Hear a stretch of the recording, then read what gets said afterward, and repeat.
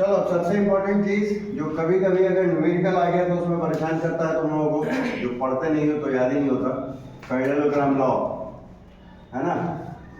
तो general formula की बात करें तो दो वेक्टर्स हैं, अगर ए वेक्टर बी वेक्टर, इनके बीच में एंगल है थीटा, तो जो इनका रिजल्टेंट वेक्टर होगा जो इनके एडिशन से मिलता है, मतलब सी वेक्टर की जो वैल्यू होगी that is equals to A vector plus B vector. इसका मैग्नीट्यूड कैसे निकालेंगे?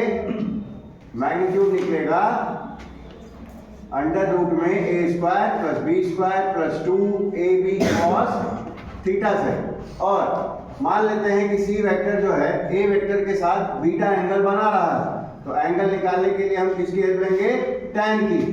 और एक बात ध्यान रखना है कि जिसके रिस्पेक्ट में एंगल डिफाइन हो रहा है उसका मैग्नीट्यूड हम यहाँ ले लेते हैं, दूसरा वाला जो बच गया उसके साथ एक बार साइन थीटा एक बार cos थीटा, नीचे में सम, तो सिर्फ बीटा इक्वल्स टू क्या हो जाएगा? tan inverse of this quantity. ठीक, इस पे एग्जांपल देख लो फटाफट।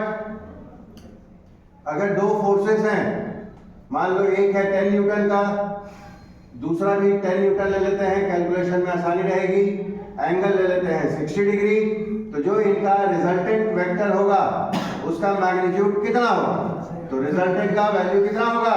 अंडर रूट में a square plus B square, मतलब 10 का स्क्वायर ट्वाइस ऑफ ab, मतलब 10 और कितना cos थीटा कितना 60 डिग्री। तो इसकी वैल्यू पुट करेंगे, सॉल्व कर लेंगे, मिल जाएगा आंसर। दूसरी बात, अगर यही रिजल्टेंट बीटा एंगल बना रहा होगा तो tan बीटा की वैल्यू क्या हो जाएगी?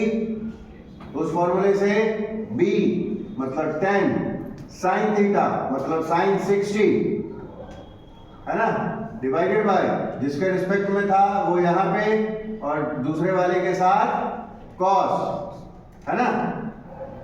तो 10 sin 60 कितना होता है?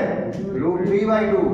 ये हो गया 10 ये होता है हाफ। इसको सॉल्व करोगे तो आंसर निकल जाएगा। बीटा इज इक्वल्स टू जब tan इनवर्स करोगे तो तुमको पता चलेगा कि वो tan 30 का है।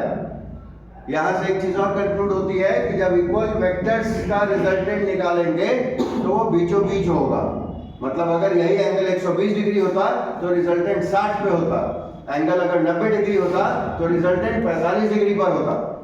ठीक, बट ऐसा सिर्फ इक्वल वेक्टर्स के केस में होता है। क्लियर बात?